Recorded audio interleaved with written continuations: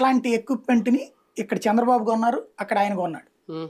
అది ప్రభుత్వంతో ప్రభుత్వం ఒప్పందం, కానీ చంద్రబాబు ఏం ప్రైవేట్ పేరుతో కొనిపించాడు. ఏది ఏబి వెంకటేశ్వర గారి అబ్బాయి పేరుతో. అదే కదా మాయమైపోయిందని చెప్పింది. అక్కడ ప్రభుత్వమే కొని దాన్ని వీళ్ళకి అప్పచెప్పింది. ఆ సాఫ్ట్వేర్ తో ఏం చేశారంటే వీళ్ళు, అది మామూలుగా ఇప్పుడు ఈ అయితేకోండి మీకు బిఎస్ఎన్ఎల్ ఇవన్నిటిదే అడిగితే only phone to phone call మాత్రమే వాళ్ళు రికార్డ్ చేయగలరు. ఈ సాఫ్ట్వేర్ వాట్సప్, టెలిగ్రాము, మీ ఫోన్ లో ఈవెన్ మీ ఫోన్ లో ఉన్న మైక్రోఫోన్ ఆన్ చేసుకుని మీరు ఎవరితో మాట్లాడుతున్నారు అది కూడా రికార్డ్ చేయగలదు. కాస్ట్ ని బట్టి ఉందన్నమాట. ఆ ఎక్విప్మెంట్ ని వాడి బ్లాక్ మెయిల్ చేశారు. దీనికి ఏం సెపరేట్ రైట్స్ ఇలా ఏముండవా? ప్రభుత్వం ఏదైనా చేసేయచ్చు, అంటే ఎక్విప్మెంట్ ప్రైవేట్ గా కొనుక్కున్నా ట్యాప్ చేసే రైట్స్ ప్రభుత్వం పేరుతో చేయరు.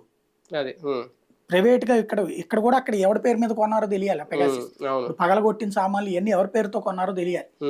అదేమైందంటే వాస్తవంగా ఇప్పుడు ఆ పెగాసిస్ కంపెనీని బ్యాన్ చేసింది ఇజ్రాయెల్. ఇట్లాంటి తప్పుడు పని చేసింది. గవర్నమెంట్ అది కేవలం దర్యాప్తు సంస్థలకు ఇవ్వాల్సింది కాస్త ఇట్లాంటి తప్పుడు పని చేసిందని ఆ సదరు సంస్థ హెడ్ ను కూడా తీసేశారు ఉద్యోగంలోని. ప్లస్ ఆ సంస్థ మీద చాలా సీరియస్ యాక్షన్ తీసుకున్నది సెంట్రల్ గవర్నమెంట్ కూడా. అది ప్రాక్టికల్ గా అయితే ఓన్లీ దర్యాప్తు సంస్థలకు మాత్రమే వాళ్ళు. అందుకే ప్రభుత్వంతో ప్రభుత్వం ఒప్పందం. వీళ్ళు అది ప్రైవేట్ గా కొనేసేసి వాడేశారు. ముందు నుంచే నిఘా పెట్టింది అనుకోవాలా కాంగ్రెస్ పార్టీ? ఎందుకంటే కొండా సురేఖ లాంటి వాళ్ళు చేస్తుంది, హీరోయిన్లతో బెదిరించే